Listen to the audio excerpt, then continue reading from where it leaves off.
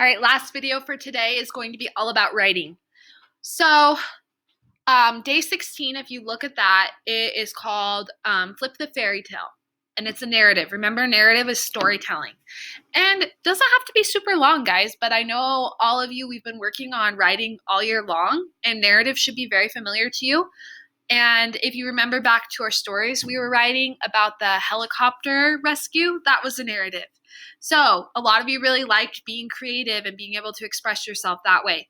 So it doesn't have to be anything specific, but just try and follow the prompt as best as you can. I just want you to write, is what it comes down to.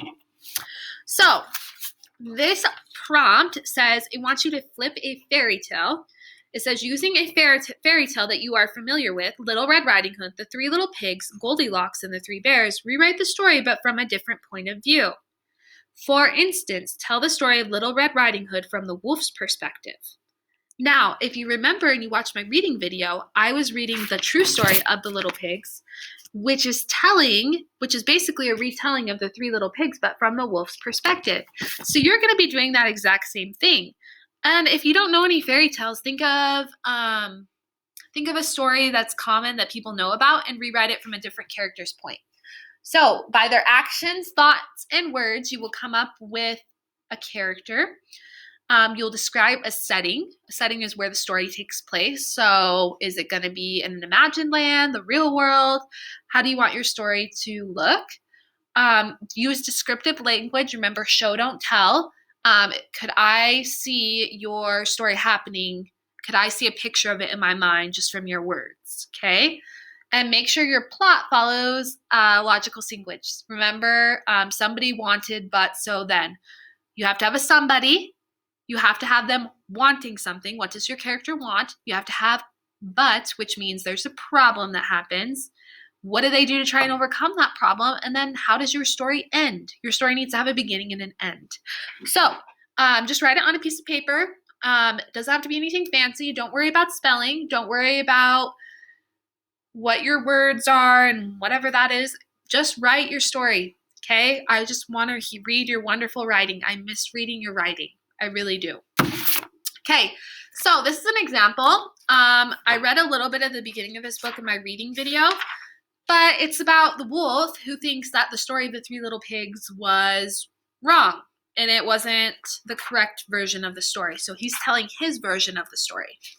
So I'll read a little bit of this book and just give you some ideas in your head here of a possibility that you could come up with. Obviously, this is a professional author, but I mean, it's fun. It's really fun. You guys could do this on your own. Way back in Once Upon a Time, I was making a birthday cake for my dear old granny. I had a terrible sneezing cold and I ran out of sugar. So I walked down the street to ask my neighbor for a cup of sugar. Now this neighbor was a pig and he wasn't too bright either. He had built his whole house out of straw. Can you believe it? I mean, who in his right mind would build a house out of straw? So of course, sorry, I'm getting this book so you guys can see it. There, that's better. So, of course, the minute I knocked on the door, I fell right in. I didn't want to just walk into somebody else's house. So I called, Little Pig, are you in? No answer. I was just about to go home without the cup of sugar from my dear old granny's birthday cake. That's when my nose started to itch. I felt a sneeze coming on. Well, I huffed, and I snuffed, and I sneezed a great sneeze.